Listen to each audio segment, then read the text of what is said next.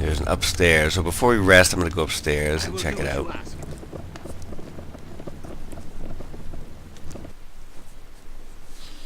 Let's see. I'm here. Aye. Nothing in that room. What is your labor calls me? Oh, what we got? Nice.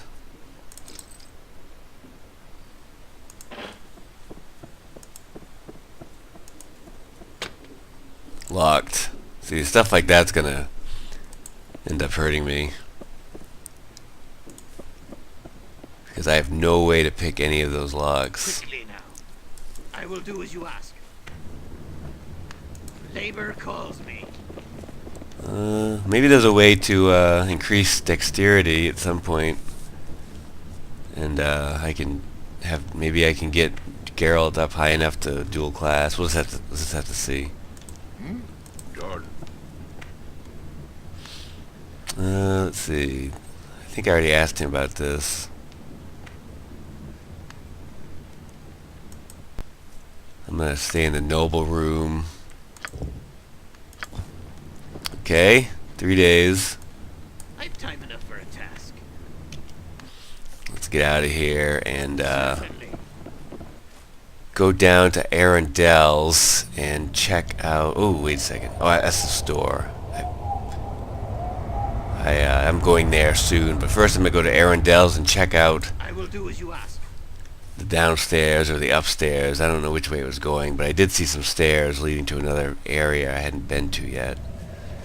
Then we'll go up to here and sell them jewels, I guess.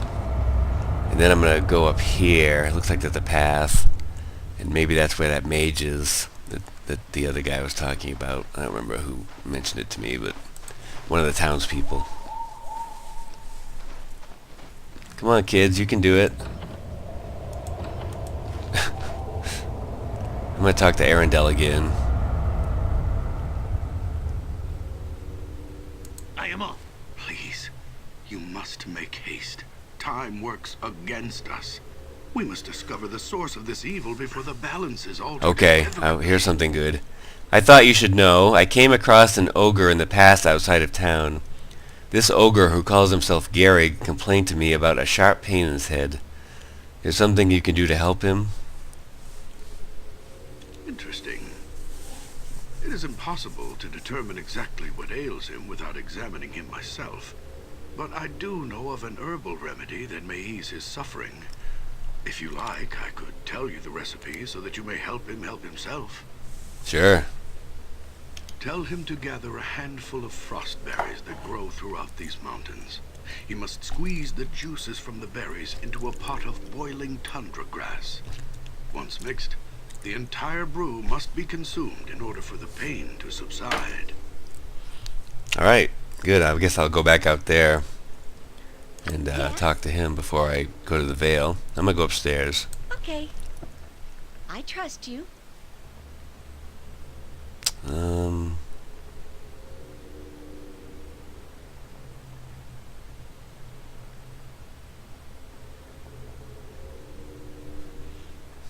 Set me to work. A reasonable request. Guess there's nothing here. Just his second floor. There's nothing I can interact with, though. What would you have me do? Alright. Certainly. Oh, wait a second. Wait. Okay. I want to talk to him just a second, really quick again. Please, you must make haste. I know what needs to be done. We must discover the source of this evil before the balance I don't is think I altered need to know anything else about these. I've asked him all about this stuff. Which disturbances would you have me speak of? We're out of here. I just wanted to double check if you had any more dialogue there, kid. Alright, let's go to this store up here.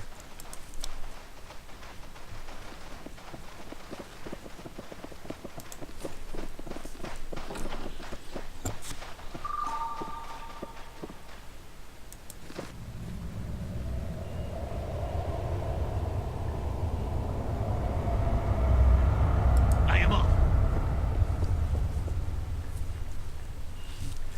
Good day and cheer to you again. How may Gerth help you this fine Kaldahar day? What is this place? This is my shop, friend. I supply caravans in the shade of this great oak. This shop was my father's and my father's before him, and it dates almost 3 generations back. If you can believe it, like many of the places in Kuldahar and the surrounding lands, there is much history to be found if one digs deep enough. Are you a historian? Nay, I wouldn't go so far as to say that. I dabble in time's passage, perhaps. But it is not a full-time occupation, merely a hobby. I do enjoy learning more of the past and examining trinkets from around the area. I have quite a collection, a little museum of sorts. Some call it junk, but let's see what you have. Or what sort of things do you collect? Keys, notes, books on the region. If you happen to come across any on your travels, I'll pay a fair sum for them to take them off your hands. If I come across keys, books, or documents that I may need later, can I purchase them back? Of course! I purchase such things only for my own interest and to preserve the history and culture of the region. They do not end up on a rattling caravan to some Kalasham market, that's for certain. Alright, may I see what you have for sale? Studded necklace with Zeo's gems. I'm gonna sell that. And then he's got some stuff in here. Jasper gem, sunstone gem, and garnet gem. Sell all that. I think if I have to double click it to do more than one. Okay. Alright, I think that's all. We have 1,000 gold. Alright. Thanks. Oh, let me just check see what he has real quick. Oh, he has books. Lyre of Progression. What is this? Oh, it's a bard. Held under the left arm, this instrument allows a bard to memorize 2 extra second-level spells and an extra third-level spell.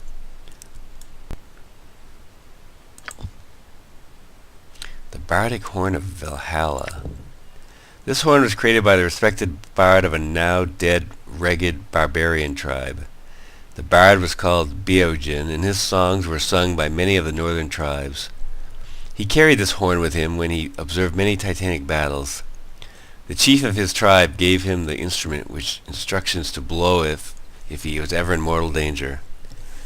Beogin, too proud to ever call on his tribesmen for help, was killed in battle, the horn hidden under his cloak. Once a day, this horn will summon 2 to 4 berserkers who will attack the enemies of the user. Only usable by bards, of course. That's cool. That stuff's so expensive. I mean, 13,800 for the Lyre. What is the Lyre about? The Lyre of Progression was created by the bard Sedini Paletto. Sedini was a teacher of young aspiring bards during difficult times. This instrument, held close at all times, helped Sedini fight off those who would attack him or his students. When Sedini grew old, he passed it on to his best student, Galwin Alaman. Galwin continued teaching for a few years before setting out into the wilderness on a life of adventure. It is believed that he'd lost the Lyre when he accidentally dropped it in the marsh. Yeah.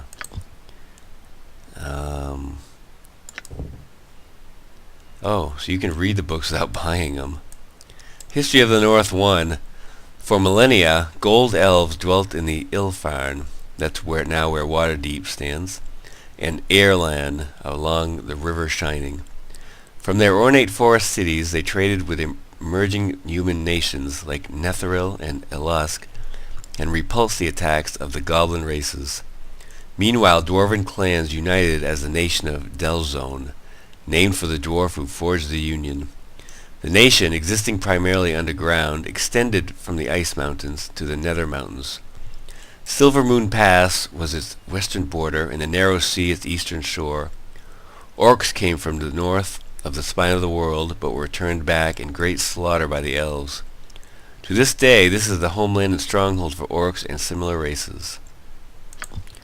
Then History of the North Part 2. The Crown Wars. Humans immigrated in bands from the Shining Sea and up the Sword Coast. They became seafarers, striking out across the waves to the Moonshays, Mintarn, Ruthium, and the northern islands. Elves engaged in an unceasing war against each other, with the humans and orcs taking over the resulting ruins. Perhaps the greatest calamity to befall the fair folk was the Dark Disaster, a killing magic that took the form of a dark burning cloud.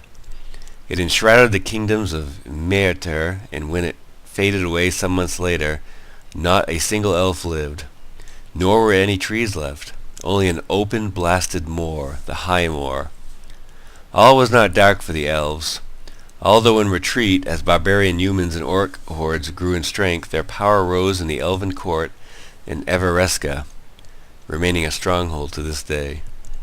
They conceived of cooperation between dwarves, kindly humans, and other elves for mutual survival against orcs, marauding humans, and the tide of beasts, ogres, bugbears, trolls, goblins, gnolls, and other non-human creatures, led by the rising power of giants. Astonishingly, in at least 3 places, the fallen kingdoms and the cities of Silvery Moon and Mithranor, they succeeded with shining grace. To the east, on the sandy shores of the calm and shining narrow sea, human fishing villages grew into small towns and then joined together as the nation of Netheril.